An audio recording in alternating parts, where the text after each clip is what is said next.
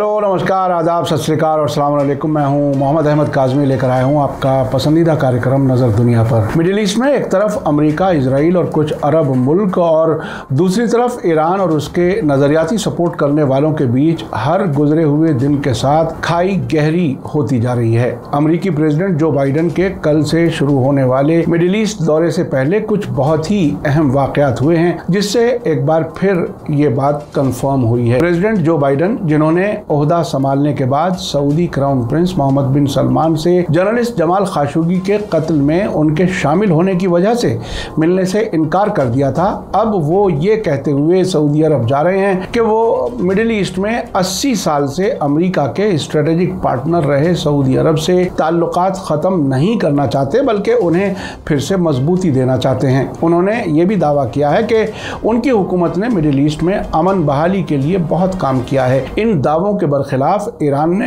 इल्ज़ाम लगाया है कि अमेरिका की सपोर्ट हासिल होने की वजह से इजराइल इस पूरे इलाके में ऑर्गेनाइज्ड टेररिज्म फैलाने के लिए जिम्मेदार है। हमास और जिहाद इस्लामी पहले ही कह चुके हैं कि जो बाइडन का इजराइल दौरा अरब मुल्कों के खिलाफ साबित होगा। उधर अमेरिका के नेशनल सिक्योरिटी सलाहकार ने इजराइल और सऊदी अरब के ताल्लुकात नॉर्मल होने के ऐलान की उम्मीद पर यह कहते हुए पानी फेर दिया कि यह प्रोसेस लंबा होगा। आज के एपिसोड में हम आपको बताएंगे कि प्रेसिडेंट जो बाइडन ने हाल ही में वॉशिंगटन पोस्ट में लिखे अपने आर्टिकल में किस तरह से अपने मिडिल ईस्ट दौरे को सही बताने की कोशिश की है। साथ ही ये भी बताएंगे कि ईरान ने इस मौके पर अमेरिका और इजराइल के कौन से गुनाहों को याद दिलाया है। आखिर तक जरूर देखें। आपसे गुजारिश है कि अगर आपने अभी तक media star world YouTube channel subscribe नहीं किया है तो सब्सक्राइब कर लें और घंटी दबाना ना भूलें, ताकि हमारी हर नई वीडियो का नोटिफिकेशन आप तक पहुंच सके। ईरान ने जोरदार तरीके से इल्जाम लगाया है कि इजराइल इलाके में गड़बड़ी फैलाने और ऑर्गेनाइज्ड टेररिज्म को फैलाने के लिए जिम्मेदार है। प्रेस टीवी के मुताबिक ईरान की फॉरेन मिनिस्ट्री के स्पोक्सपर्सन नासिर कनानी ने वार्निंग देते हुए कहा है कि इजराइल वेस्ट एशिया में गड़बड़ी फैलाने की बुनियादी वजह है। ईरान का कहना है कि इजराइल अमेरिका की पूरी सपोर्ट के साथ इस इलाके में संगठित यानी ऑर्गेनाइज्ड टेररिज्म को बढ़ावा देने के लिए जिम्मेदार है। ईरान का यह बयान कल मंडे रात आया है। इससे पहले अमेरिकी प्रेसिडेंट जो बाइडन का सैटरडे को वॉशिंगटन पोस्ट में एक आर्टिकल छपा था, जिसमें उन्होंने अपनी हुकूमत की ये कहते हुए तारीफ की थी कि उनके ओहदा संभालने के बाद मिडिल ईस्ट में अमन के हालात बने हैं। ईरान की फॉरेन मिनिस्ट्री के स्पोक्सपर्सन ने कहा कि ज़ायोनी हुकूमत यानी इजराइल गड़बड़ी की खास सोर्स है और इसने इलाके में ऑर्गेनाइज्ड टेररिज्म के फैलाने में एक खास किरदार निभाया है। इजराइल के लिए अमेरिका की तरफ से पूरा सपोर्ट वो खास वजह है जो अमेरिकी सरकार के अमन पसंद होने के दावों के बरखिलाफ है। कानानी ने पुरअमन और महफूज मिडिल ईस्ट बनाने के बाइडन के दावे को खारिज करते हुए कहा कि ये ईरान के खिलाफ डोनाल्ड ट्रंप की मैक्सिमम प्रेशर यानी अधिकतम दबाव की पॉलिसी को उनकी हुकूमत ने जारी रखा है। अमेरिकी प्रेसिडेंट जो बाइडन कल 13 जुलाई को इजराइल पहुंचने वाले हैं। वहां से वो रामल्ला में फिलिस्तीनी अथॉरिटी के प्रेसिडेंट महमूद अब्बास से भी मिलेंगे। वे 15 और 16 जुलाई को सऊदी अरब की राजधानी रियाद में होंगे।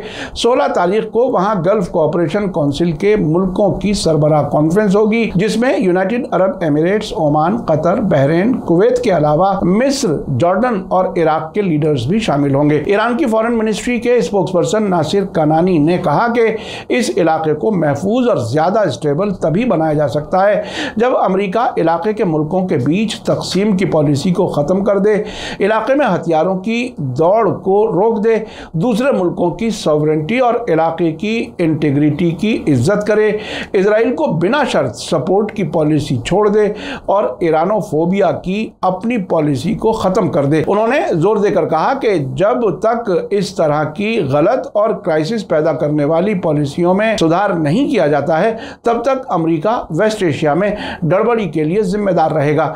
ईरान की फॉरेन मिनिस्ट्री के स्पोक्सपर्सन नासिर कनानी ने दाइश टेररिस्ट ग्रुप का सफाया करने और इलाके में टेररिज्म का मुकाबला करने के लिए बाइडन के खाली और बेबुनियाद दावों का भी मजाक उड़ाया। उन्होंने कहा कि दाइश की शुरुआत के बारे में साबिक अमेरिकी प्रेसिडेंट डोनाल्ड ट्रंप और उनके फॉरेन मिनिस्टर माइक पोम्पियो के बयानात जो बाइडन के दावों से बिल्कुल अलग हैं। उन्होंने कहा कि ईरान के सबसे बड़े टेररिज्म मुखालिफ कमांडर जनरल कासिम सुलेमानी के अमेरिका के जरिए कत्ल किए जाने से दाइश दाइश और दूसरे टेररिस्ट ग्रुप्स को सबसे बड़ी मदद हुई थी। ईरानी फॉरेन मिनिस्ट्री के स्पोक्सपर्सन ने बाइडेन के वॉशिंगटन पोस्ट में छपे आर्टिकल को वेस्ट एशिया में अमेरिकी सरकार की पॉलिसीज की एक तरफा और गैर हकीकी कहानी बताया।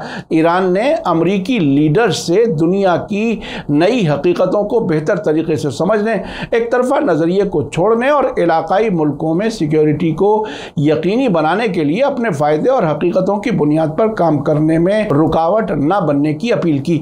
आपको बता दूं कि सैटरडे को वॉशिंगटन पोस्ट के ओपिनियन सेक्शन में छपे आर्टिकल में प्रेसिडेंट जो बाइडेन ने दावा किया था कि उनकी फॉरेन पॉलिसी ने उनसे पहले के रिपब्लिकन प्रेसिडेंट्स के दौर के मुकाबले में मिडिल ईस्ट को ज्यादा पुरअमन और महफूज बना दिया है। सऊदी अरब के अपने दौरे का बचाव करते हुए उन्होंने दावा किया कि तेल से मालामाल सऊदी अरब के साथ ताल्लुकात को दोबारा सही सिमत देने का प्लान बनाया है। बाइडेन के सऊदी अरब के क्राउन प्रिंस मोहम्मद बिन सलमान से मिलने की उम्मीद है, जिन्हें इस्तांबुल में वॉशिंगटन पोस्ट के जर्नलिस्ट जमाल खाशोगी के 2 अक्टूबर 2018 को हुए कत्ल का जिम्मेदार माना जाता है। बाइडेन के ओहदा संभालने के बाद CIA ने जमाल खाशोगी के कत्ल के लिए मोहम्मद बिन सलमान को ही जिम्मेदार ठहराया था। जो बाइडेन ने सऊदी अरब के दौरे के फैसले का बचाव करते हुए आगे कहा है कि इंसानी हकूक उनके एजेंडे में शामिल होंगे। उन्होंने कहा कि उनका मकसद एक ऐसे मुल्क के साथ ताल्लुकात तोड़ना नहीं है जो 80 बरसों से अमेरिका का रणनीतिक साझेदार यानी स्ट्रेटेजिक पार्टनर रहा है। उन्होंने लिखा है कि मुझे पता है कि सऊदी अरब का दौरा करने के मेरे फैसले से कई लोग राजी नहीं हैं। इंसानी हकूक पर मेरा नजरिया लंबी मुद्दत से साफ है और जब मैं गैर मुल्की दौरा करता हूं तो बुनियादी आज़ादी हमेशा एजेंडे में होती है। बाइडेन ने आगे कहा कि सऊदी अरब ने हाल ही में गल्फ कोऑपरेशन काउंसिल के 6 मुल्कों के बीच इत्तेहाद बहाल करने में मदद की है, यमन में जंगबंदी को पूरी तरह से सपोर्ट किया है और दूसरे तेल पैदा करने वाले ओपेक मुल्कों के साथ तेल बाजारों को स्टेबल करने के लिए काम कर रहा है। बाइडेन ने आगे कहा कि वो इजराइल से जद्दा सऊदी अरब के लिए उड़ान भरने वाले पहले प्रेसिडेंट होंगे जो इजराइल और अरब मुल्कों के बीच उभरते हुए ताल्लुकात और नॉर्मलाइजेशन की सिमत में एक छोटा सिंबॉलिक कदम होगा। बाइडेन ने यह भी कहा कि 2001 में 9/11 टेररिस्ट हमलों के बाद से मिडिल ईस्ट का दौरा करने वाले पहले प्रेसिडेंट होंगे, जबकि इलाके में अमेरिकी फौजी किसी भी जंगी कार्रवाई में शामिल नहीं हैं और इसे इस तरह रखना मेरा मकसद है। उधर टाइम्स ऑफ इजराइल ने व्हाइट हाउस के हवाले से कहा है कि इजराइल और सऊदी अरब के बीच ताल्लुकात को आगे बढ़ाना अमेरिकी प्रेसिडेंट जो बाइडेन के मिडिल ईस्ट दौरे का फोकस होगा, लेकिन दोनों मुल्कों के बीच नॉर्मलाइजेशन एक लंबा प्रोसेस होगा। अमेरिका के नेशनल सिक्योरिटी सलाहकार जैक सुलिवन ने मंडे को व्हाइट हाउस में अखबार वालों से बात करते हुए इजराइल और सऊदी अरब के ताल्लुकात नॉर्मल किए जाने में कामयाबी की उम्मीदों पर पानी फेर दिया। सुलिवन ने कहा कि इजराइल और सऊदी अरब के ताल्लुकात के बारे में मैं इस सफर के दौरान किए जाने वाले बहुत से अहम कामों से आगे नहीं बढ़ने वाला हूं। किसी भी तरह का नॉर्मलाइजेशन एक लंबा प्रोसेस होगा। उधर कल मंडे को ही डिप्टी फॉरेन मिनिस्टर ईदान रोल ने कहा है कि अगस्त 2020 में अब्राहम समझौते के अचानक ऐलान के मुकाबले में सऊदी अरब के इजराइल के साथ ताल्लुकात नॉर्मल मरहलों में होंगे। रोल ने उम्मीद जताई है कि बाइडेन के दौरे से इसमें कुछ तेजी आएगी। इजराइल के डिफेंस मिनिस्टर बेनी गेंट्स ने पिछले हफ्ते कहा था कि ईरान के खिलाफ इजराइल और अरब मुल्कों का इलाकाई फौजी अलायंस बनाने की कोशिश बाइडेन के दौरे के मौके पर कामयाब हो सकती है। टाइम्स ऑफ इजराइल के मुताबिक इस अलायंस में शामिल मुल्कों में यूनाइटेड अरब एमिरेट्स, मिस्र, जॉर्डन, बहरीन, सऊदी अरब और कतर शामिल होंगे। गेंट्स ने कल ही कहा है कि इजराइल जो बाइडेन को इस दौरे के मौके पर जॉइंट एयर डिफेंस सिस्टम बनाने की कोशिशों में होने वाली पेशरफ्त के बारे में बताएगा। आपने देखा कि मिडिल ईस्ट में लगातार अमेरिका, इजराइल और कुछ अरब मुल्क इस पूरे इलाके को एक तरफ ले जाने की कोशिश कर रहे हैं, जबकि ईरान का कहना है कि आने वाले बरसों में इजराइल का वजूद ही नहीं रहेगा। ईरान के अलावा फिलिस्तीनी, इराकी, लेबनानी और यमन की रेजिस्टेंस फोर्सेस की बढ़ती हुई ताकत से इजराइल और अमेरिका परेशान है, जिसका मुख्तलिफ तरीके से वो बार बार इजहार कर चुके हैं। मीडिया स्टार वर्ल्ड लगातार नज़र बनाए हुए है। जैसे जैसे हालात होंगे हम आपको बाखबर रखने की कोशिश जारी रखेंगे। इसी के साथ मुझे दीजिए इजाज़त। आज का एपिसोड कैसा लगा कमेंट्स में ज़रूर लिखें। थैंक यू, धन्यवाद, शुक्रिया। जय भारत, जय हिंद।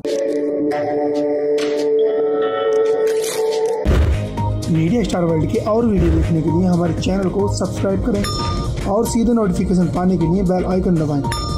और अगर हमारी खबर सच्ची और अच्छी लगे तो अपने व्हाट्सएप, इंस्टाग्राम, फेसबुक और ट्विटर अकाउंट पर ज़रूर शेयर करें।